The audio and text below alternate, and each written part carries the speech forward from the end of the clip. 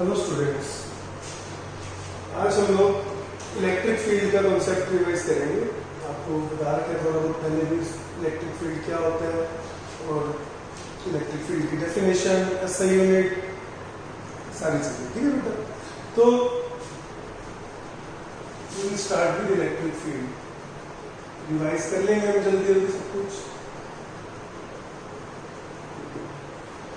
क्या याद रखना है बेटा, इसकी बेसिक डेफिनेशन आप ये याद रखोगे कि क्या होता है इलेक्ट्रिक फील्ड। एक तो ये वेक्टर क्वांटिटी है,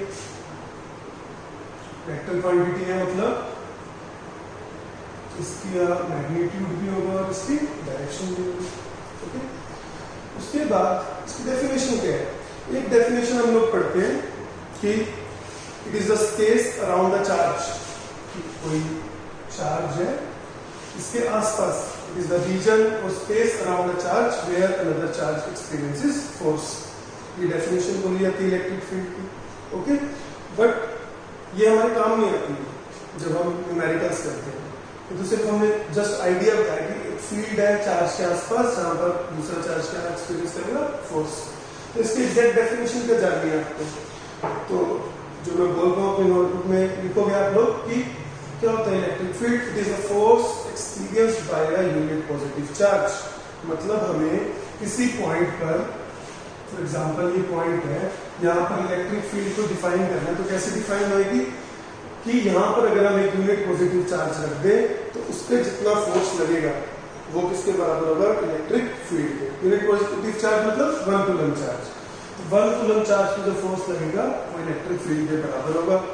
मैग्नीट्यूड क्या हो जाएगा, फोर्स के इक्वल। जो फोर्स की डायरेक्शन है वो इलेक्ट्रिक फील्ड की डायरेक्शन हो जाएगी। ओके, तो हम देखेंगे फिर कि इलेक्ट्रिक फील्ड जो वो पॉइंट चार्ज क्या होगा। Okay, I am writing EF for electric field. Electric field due to a point charge, जो मैंने अभी डेफिनेशन बताई है इसे हम यूज करेंगे। ठीक है, तो यहाँ पर एक चार्ज पड़ा है Q और मुझे उससे R डिस्टेंस पे इलेक्ट्रिक फील्ड निकालनी है इस पॉइंट पे। तो मैंने क्या बताया कि इलेक्ट्रिक फील्ड का force experience by unit positive charge, मतलब यहाँ पर 1 कूलम पर जो फोर्स लग रहा होगा तो कितना फोर्स लगेगा यूजिंग कूलम्स लो, K Q।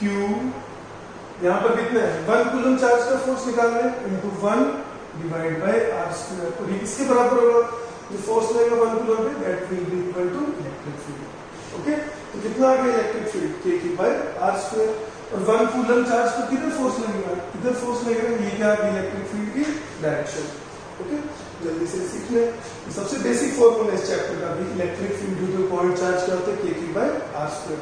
और एक और चीज देखो, अगर प्लस चार्ज होगा तो वो 1 कूलम को रिपेल करेगा, तो इलेक्ट्रिक फील्ड प्लस चार्ज की वजह से ऐसे होगी, away from the positive charge. जब ये नेगेटिव होगा चार्ज, ये 1 कूलम पर फोर्स तो इतना लगाएगा K by R square, but अब क्या कर रहा होगा ये इसे अपनी तरफ अट्रैक्ट, तो माइनस चार्ज के कारण इलेक्ट्रिक फील्ड क्या हो जाएगी, towards the charge. Okay, plus के कारण away from the charge, minus के कारण टुवर्ड्स द चार्ज। फाइन, तो इसको मैं एक बार फिर समराइज कर रहा हूँ। सबसे बेसिक फॉर्मूला आपको याद रखना है हमेशा कि पॉइंट चार्ज के कारण इलेक्ट्रिक फील्ड क्या होती है। तो फॉर्मूला तो ये आ गया हमारे पास पॉइंट चार्ज के कारण K by R square. Okay, अब अगर प्लस चार्ज है तो देखो यहाँ पर 1 कूलम पर इधर फोर्स लगाएगा, यहाँ पर इधर रिपेल करेगा।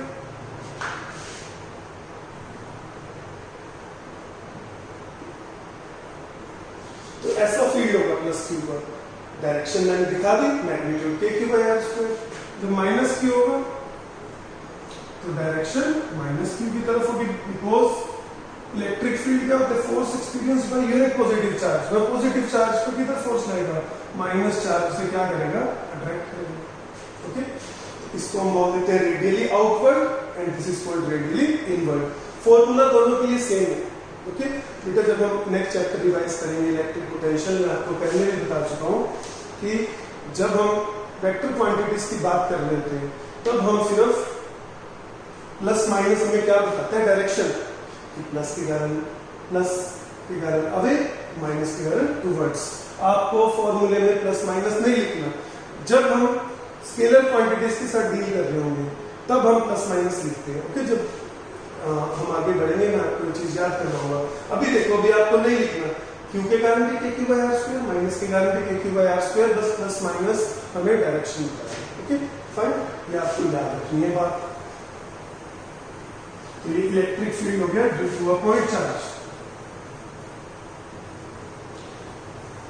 इसके बाद नेक्स्ट कॉन्सेप्ट ये आता है, यहाँ पर भी स्टूडेंट्स थोड़ी गड़बड़ कर देते हैं कि ये तो था बेटा कि इलेक्ट्रिक फील्ड जो पॉइंट चार्ज प्रोड्यूस कर रहा था। ओके, अब अगर हमारे पास ऑलरेडी इलेक्ट्रिक फील्ड है, अपने को गिवन है कि इस रीजन में ई इलेक्ट्रिक फील्ड है।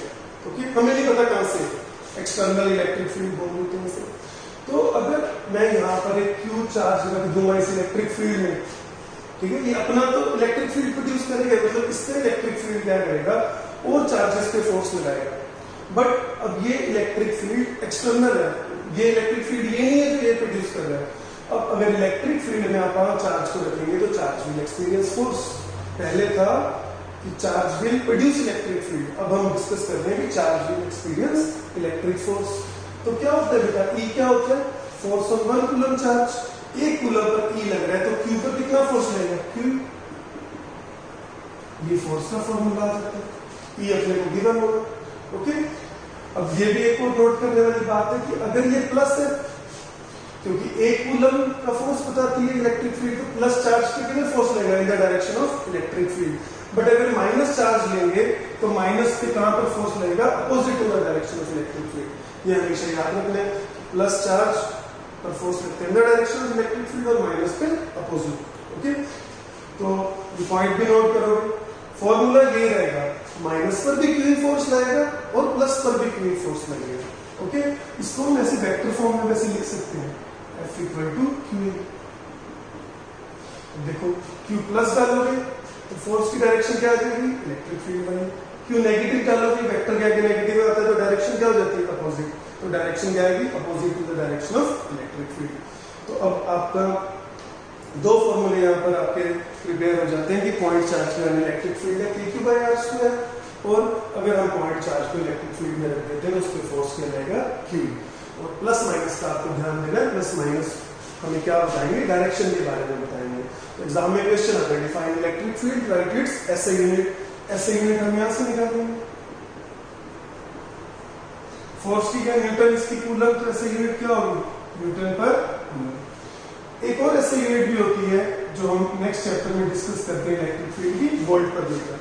तो जब फॉर्मूला आएगा तब आपको मैं रिमाइंड कराऊंगा, अभी के लिए याद रखो न्यूटन पर कूलम और वोल्ट पर मीटर।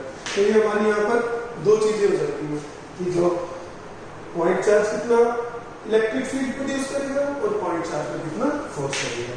ये इलेक्ट्रिक फील्ड का बेसिक कॉन्सेप्ट है एक बार।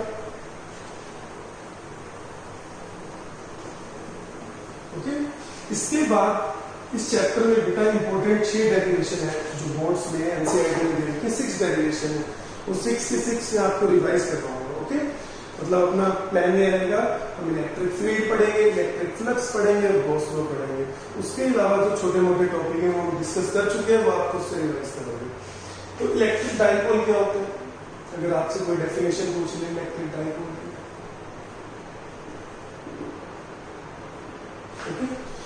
इलेक्ट्रिक डाइपोल क्या होता है, a system of two equal and opposite charges. एक सिस्टम जिसमें दो इक्वल चार्जेस हैं बट साइन के opposite. A system of two equal and opposite charges separated by very small distance. मतलब दो चार्ज हैं और उनका सेपरेशन क्या है, वेरी स्मॉल। हम जनरली ये सेपरेशन लेते हैं 2 आपने बुक्स पढ़ी होंगी, किसी बुक में 2r भी लिखा होता है, 2l भी लिखा होता है। एनसीईआरटी में 2 है तो मैं 2 यूज करता हूँ, उससे कोई फर्क नहीं पड़ता। एग्जाम्पल क्या होता है डाइपोल का, जैसे आपने पोलर मॉलिक्यूल्स पढ़ रखे हैं, HCl, H प्लस होता है, Cl माइनस होता है। तो इक्वल और अपोजिट चार्जेस होते हैं इसके ऊपर, और इनमें डिस्टेंस भी क्या होता है, बहुत कम। मतलब मॉलिक्यूल्स में इंटरमॉलिक्यूलर जो इंटर एटॉमिक डिस्टेंस होगा that will be very small. तो ये होते हैं डाइपोल। तो अब कभी भी कोई डेफिनेशन पूछेगा तो आप लोग दोगे कि system of two equal and opposite charges separated by very small distance. उसके बाद एक और पैरामीटर इसके लिए डिफाइन होता है, इलेक्ट्रिक डाइपोल मोमेंट।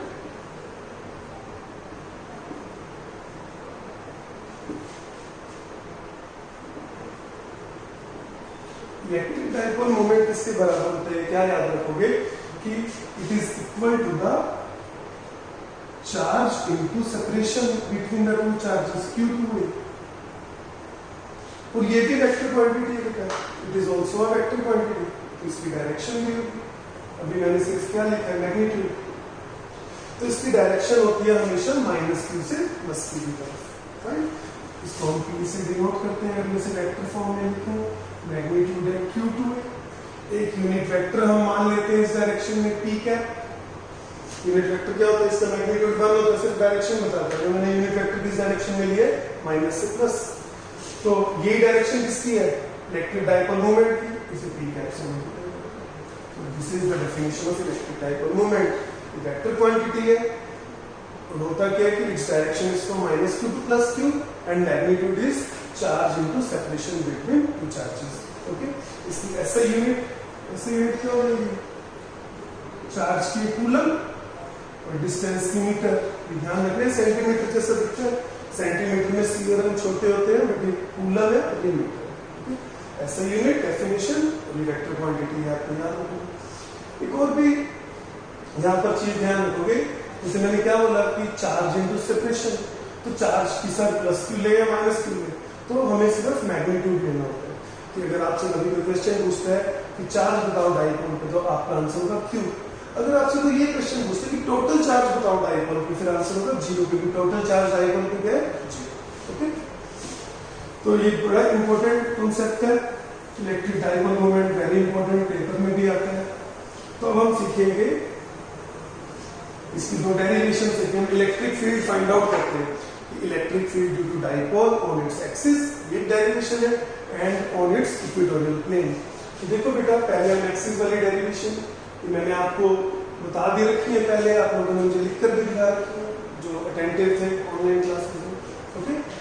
तो एक्सिस क्या होती है बच्चों, the line joining the two charges, ये line, this is called the axis. अपने को इलेक्ट्रिक फील्ड निकालनी है ऑन इट्स एक्सिस, और हमेशा मतलब हम जैसे हम ये मानना चाहते हैं कि हम निकालेंगे आर डिस्टेंस पे, तो अब क्वेश्चन ये आता है कि डिस्टेंस कहाँ से लिया जाए, ये भी कॉमन मिस्टेक है कि बच्चे कहीं से भी आर ले लेते हैं। तो आपको ध्यान रखना है हमेशा जैसे इस पॉइंट पे निकालनी है, और कह दिया गया है ये पॉइंट आर डिस्टेंस पे है, तो you will take the distance R from the mid point, okay. तो ये पूरा 2a था, ये कितना हो गया 1, और ये भी कितना हो गया 1, ओके। एक और साथ में आप ध्यान रखोगे कि जो मैंने इलेक्ट्रिक डाइपोल मोमेंट बताया था आपको, इसकी वैल्यू क्या होती है, q, ठीक है, ये यूज करेंगे हम इस डेरिवेशन में। अब +q के कारण +q से कितना डिस्टेंस हो गया, ये r है, ये a है, तो ये बच गया r - a। तो यहाँ इस पॉइंट पर, इस p पॉइंट पे इलेक्ट्रिक फील्ड +q के कारण कितनी होगी, q/r - a, उसके लिए हम वो यूज कर रहे हैं formula, electric field due to point charge, okay. और डायरेक्शन +q के कारण अभी होगी, तो उस डायरेक्शन में, और उस डायरेक्शन में यूनिट वेक्टर हमने मान रखा होता है p कैप, आप यहाँ पर लिख सकते हो कि p कैप, तो ये इलेक्ट्रिक फील्ड होगी ड्यू टू +q चार्ज। मैंने पूरा वेक्टर फॉर्म में लिखा है, this is the best way to do the derivation. आप नहीं तो सीधा ये कैसे भी कर सकते थे, e due to +q, okay, but vector form use करना सीखो बच्चे। फिर e due to -q, -q के कारण क्या होगा, towards the minus charge, -q के कारण इलेक्ट्रिक फील्ड होगा। ये मैंने डेलिबरेटली से थोड़ा लंबा बनाया, इसे छोटा बनाया, क्योंकि +q का इलेक्ट्रिक फील्ड ज्यादा होगा, -q का कम होगा। क्यों होगा, क्योंकि q से डिस्टेंस कम है और -q से डिस्टेंस ज्यादा, तो इलेक्ट्रिक फील्ड कम हो जाएगी। तो कितनी है, k q/r + a का होल स्क्वायर, ये डिस्टेंस r और a ऐड कर दी। डायरेक्शन क्या है, इस तरफ है, इस तरफ कैसे आएगा, p कैप के आगे माइनस लगा दो, ओके।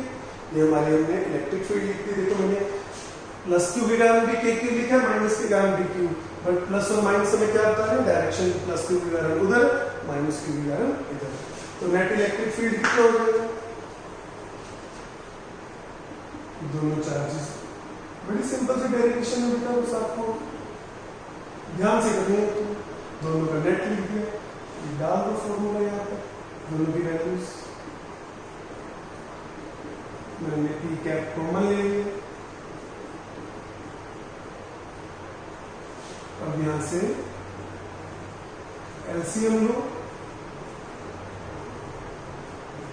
इसे सॉल्व करोगे आ जाएगा 4R, तो ठीक है। ओके, इसे थोड़ा सा रीअरेंज करो, इसको ऐसे लिखो K Q 2 A P cap into R divide by R square minus A square का होल स्क्वायर। ओके, इस पार्ट को रख कर रहा हूँ, इधर मूव कर रहे हैं आगे हम वेरिएशन। हमारा इलेक्ट्रिक फील्ड क्या हो गया 2K, ऐसा क्यों लिखा मैंने, क्योंकि इसकी जगह मैं क्या लिखूंगा इलेक्ट्रिक डाइपोल मोमेंट। और हमने शुरू में क्या डेफिनेशन बताई कि separated by very small distance की A की वैल्यू बहुत कम होगी, मतलब R A के मुकाबले बहुत बड़ा होगा, तो for R much greater than A we will neglect कर A, नीचे रह जाएगा R की पावर 4 और इलेक्ट्रिक फील्ड आपका आ जाएगा 2KT बाय R के। यहाँ तक हमें डेरिवेशन में क्या नहीं होती, पूरा वेक्टर फॉर्म में आ गया। तो E की डायरेक्शन एक्सिस पे किधर आ रही है -2 से +3, और इससे कोई फर्क नहीं पड़ता, मैंने उस तरफ डेरिवेशन करी है, पूरी की पूरी एक्सिस है। यहाँ पर भी आप किसी पॉइंट पे निकालोगे तो इलेक्ट्रिक फील्ड की डायरेक्शन P वेक्टर की डायरेक्शन में ही आएगी। ओके, क्लियर है इतनी बात? तो डेरिवेशन प्रिपेयर करोगे वेरी इंपॉर्टेंट। ग्राफ बनाने के लिए कह देते हैं E का R के साथ, तो E is decreasing with R, ऐसा ग्राफ हो जाएगा। तो ग्राफ भी बनवा लेते हैं, डेरिवेशन कंप्लीट करोगे तो ग्राफ करोगे। ओके, तो ये आपने पहले भी कर रखे हैं, क्विक रिवीजन, इंपॉर्टेंट डेरिवेशन है, वी प्रिपेयर है। ओके, इसके बाद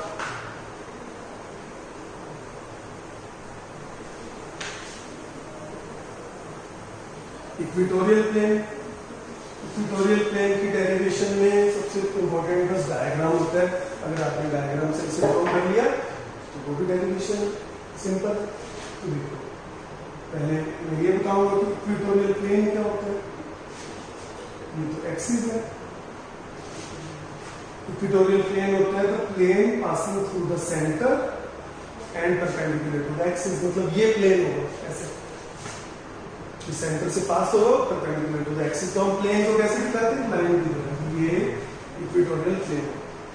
आर डिस्टेंस पे हमें इलेक्ट्रिक फील्ड फाइंड आउट करनी है।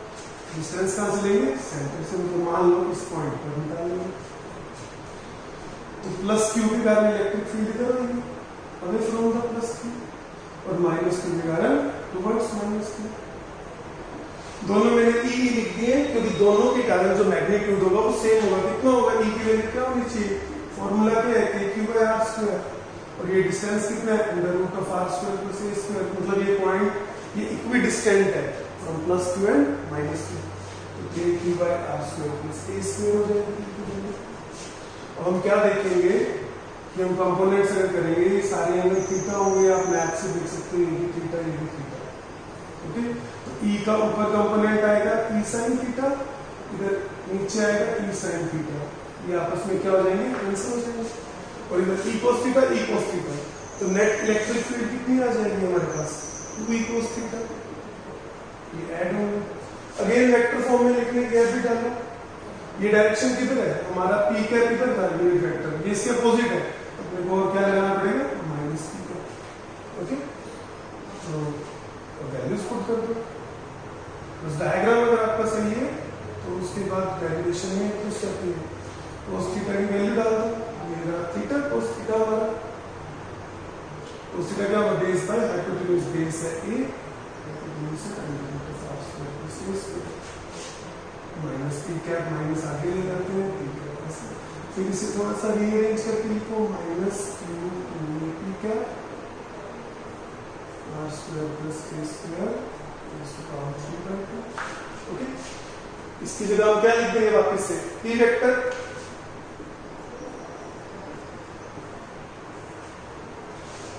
और यहां पर नेग्लेक्ट करो a को, ये बन जाएगा r क्यू। तो इलेक्ट्रिक फील्ड का क्या फॉर्मूला आ जाएगा हमारे पास, माइनस के पी बाय आर, माइनस सिर्फ हमें क्या बता रहा है, direction. Okay, electric field P के अपोजिट डायरेक्शन में, इस डायरेक्शन में, इसका ग्राफ भी वैसे सिमिलर बनेगा क्योंकि क्या है 1/r क्यूब। फाइन, तो ये दोनों डेरिवेशन आप अच्छे से प्रिपेयर करोगे, एग्जाम्स में आती हैं लगभग हर साल।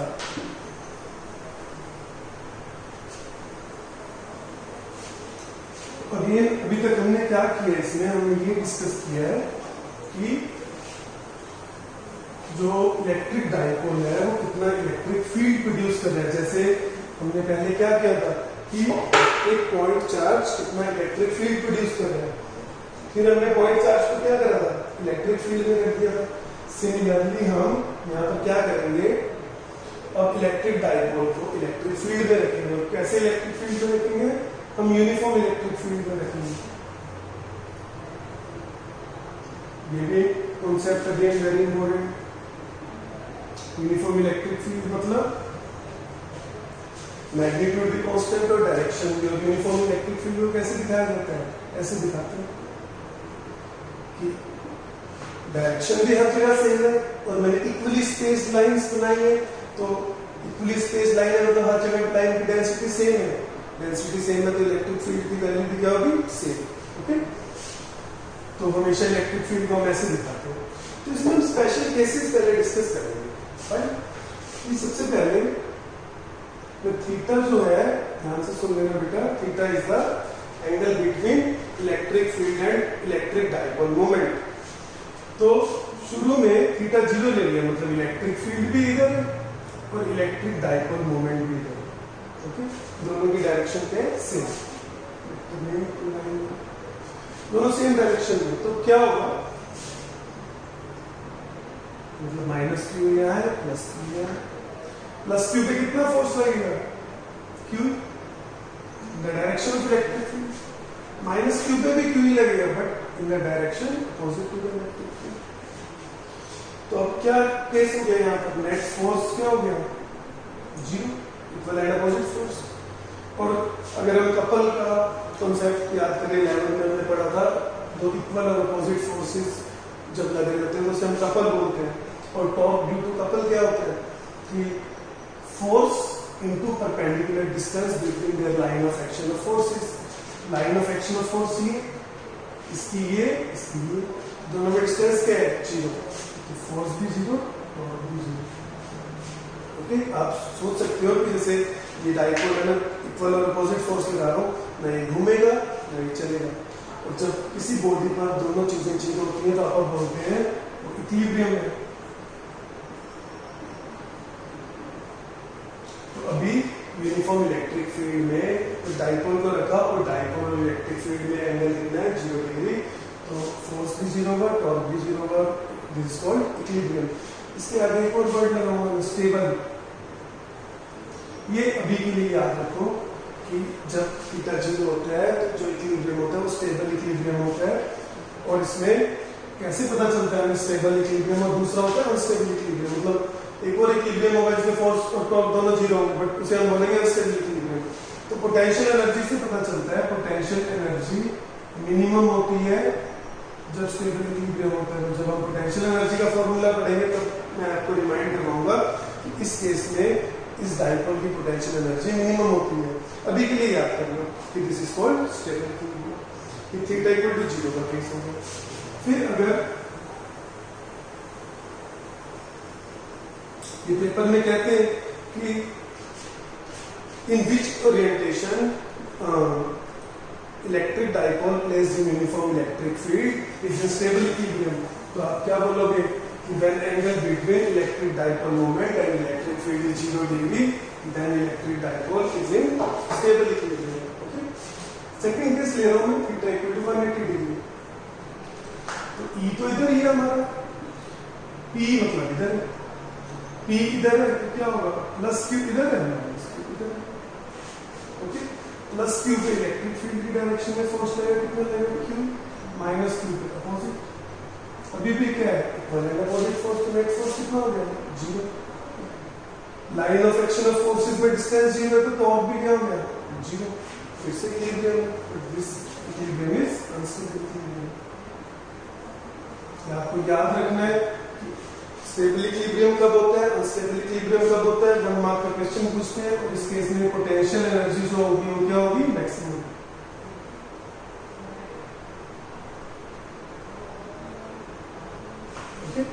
ये ध्यान रखो।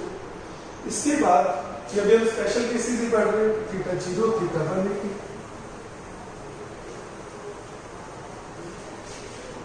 फिर जब थीटा 90 हो तो क्या होगा, मतलब E इधर है,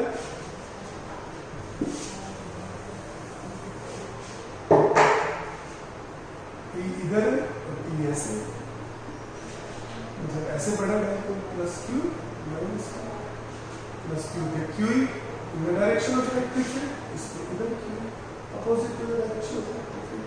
नेट फोर्स अभी भी क्या है 0। तो यहाँ से एक इंपॉर्टेंट रिजल्ट आप देख रहे हो कि जब भी डाइपोल को यूनिफॉर्म इलेक्ट्रिक फील्ड में रखा जाएगा उस पर हमेशा फोर्स की वैल्यू क्या रहती है 0, हमेशा फोर्स 0 रहेगा बेटा, ये याद रखना। और इट मे एक्सपीरियंस टॉर्क, अभी तक हमने 2 केसेस पढ़े थे, इसमें टॉर्क 0 था, बट इस केस में टॉर्क लगेगा। तो कितना टॉर्क लगेगा, डिस्टेंस कितना है 2 है, तो टॉर्क का क्या फॉर्मूला है, force into perpendicular distance between line of action of force, ये line of action of force है, कितना डिस्टेंस है, परपेंडिकुलर डिस्टेंस 2 है, तो टॉर्क हो गया Q2AP, और Q2A किसके बराबर है, मैग्नीट्यूड ऑफ P, तो टॉर्क कितना है। और तो देखो बेटा, अगर हम ऐसे एक चीज को ऐसे फोर्स करेंगे, ऐसे फोर्स करेंगे, कैसे घूमेंगे, ऐसे घूमेंगे, और टॉर्क की डायरेक्शन ऐसे है, मतलब ऐसे पड़ा, अगर आप छोड़ दोगे इसे तो it will start rotating in the direction of electric field. यहाँ से भी एक इंपॉर्टेंट पॉइंट निकालिए, तो मैं आपको बताऊंगा, ये बेटा आपकी क्विक रिवीजन है, हमें दोबारा बता रहा हूँ, सारी चीजें हम एक बार डिस्कस कर चुके हैं पहले, ओके। तो ये एक स्पेशल केस है, ये इसलिए बताया मैंने 90 वाला, क्योंकि जो डेरिवेशन आएगी उसे समझना आसान हो जाएगा इसको पढ़ने के बाद। तो डेरिवेशन क्या आती है पेपर में कि derive the expression for torque experienced by electric dipole placed in uniform electric field, कि जब एक डाइपोल यूनिफॉर्म इलेक्ट्रिक फील्ड में पड़ा है तो अपने को ये बताना है कि उसको कितना टॉर्क लगेगा, तो अपने को जनरल केस लेना पड़ेगा। जनरल केस क्या होगा, when angle between P and D is theta, okay. तो क्या होगा, ऐसे बना dipole plus Q minus Q, इस पे फोर्स इधर लग रहा है Q, इस पे फोर्स इधर लग रहा है Q, डिस्टेंस कितना है 2, बट अब line of action of forces के बीच में परपेंडिकुलर डिस्टेंस 2 नहीं है, परपेंडिकुलर डिस्टेंस ये एंगल ऊपर से देखो थीटा एंगल है, तो ये हो जाएगा 2 sin थीटा, तो टॉर्क कितना हो जाएगा QE sin थीटा, तो टॉर्क हो गया Q2A E sin theta, Q2A को तो P, ये अपना फॉर्मूला आ गया टॉर्क का E sin थीटा। फॉर्मूला याद रखना, इसे वेक्टर फॉर्म में लिखेंगे तो क्या हो जाएगा, टॉर्क E क्रॉस E। यहाँ तक आपको डेरिवेशन करनी है, छोटी सी डेरिवेशन, तो इसको आप लंबा कर सकते हो लिखकर भी, टॉर्क का पहले लिखो फॉर्मूला कि टॉर्क क्या होता है, ड्यू टू अपन force into perpendicular distance between lines of action of forces, okay. अब देखो P क्रॉस E, अभी भी देखो फोर्स ऐसे लग रहा है, एक इधर भी ऐसे घूमेगा, मतलब इधर जाना चाहिए। P क्रॉस E अगर आप क्रॉस प्रोडक्ट से देखें तब भी इधर, ओके। तो इससे क्या एक इंपॉर्टेंट पॉइंट आता है कि electric dipole always tries to align itself in the direction of electric field, मतलब अगर हमने ऐसे था P भी मान ऐसे था, बट हमने इसे क्या कर दिया, थोड़ा सा मूव कर दिया ऊपर की तरफ, तो ये क्या ट्राई करेगा, वापस से इलेक्ट्रिक फील्ड में हमें ट्राई करेगा, इलेक्ट्रिक फील्ड की डायरेक्शन में। फॉर एग्जांपल अब ऐसे था अनस्टेबल इक्विलिब्रियम का केस में, इसको आपने थोड़ा सा मूव कर दिया ऐसे ऊपर की तरफ, ओके।